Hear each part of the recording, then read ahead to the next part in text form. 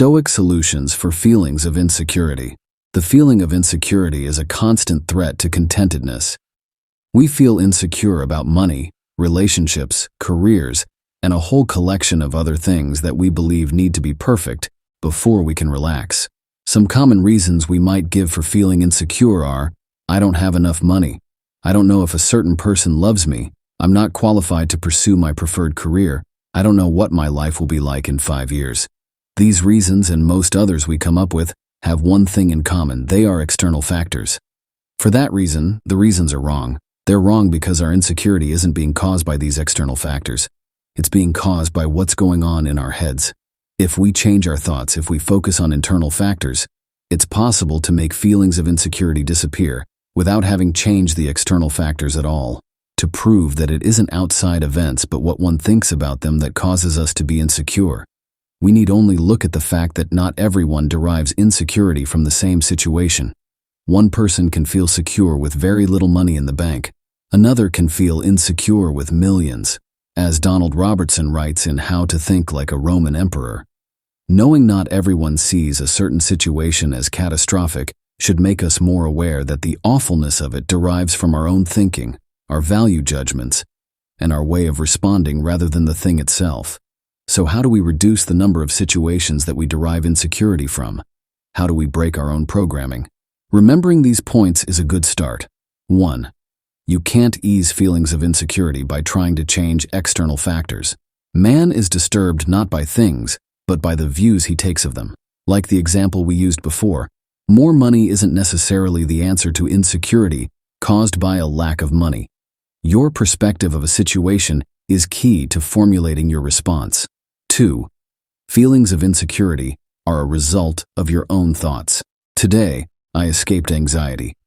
Or no, I discarded it because it was within me, in my own perceptions, not outside. There are those in the same situation as you who don't feel the same insecurity. It's just that your programming is different from others.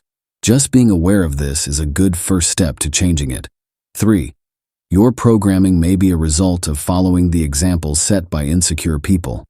The chief task in life is simply this: to identify and separate matters so that I can say clearly to myself which are externals not under my control and which have to do with the choices I actually control. Where then do I look for good and evil? Not to uncontrollable externals, but within myself, to the choices that are my own. You may have learned through watching others that striving to rearrange externals, make more money, seek recognition, elevate your status, to suit you, is the way to deal with insecurity. It's freeing to accept that this isn't the way. 4.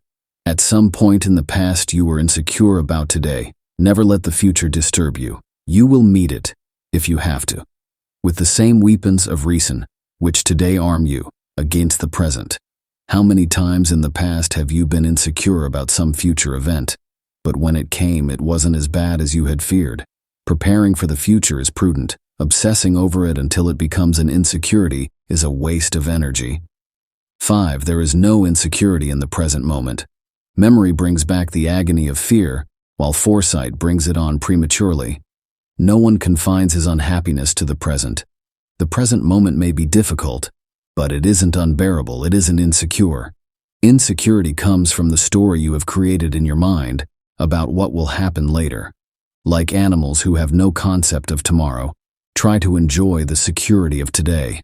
Stoic solutions like this are not about blaming you for your past attitudes. They're about finding a new perspective and making you realize that you have the power to deal with feelings like insecurity.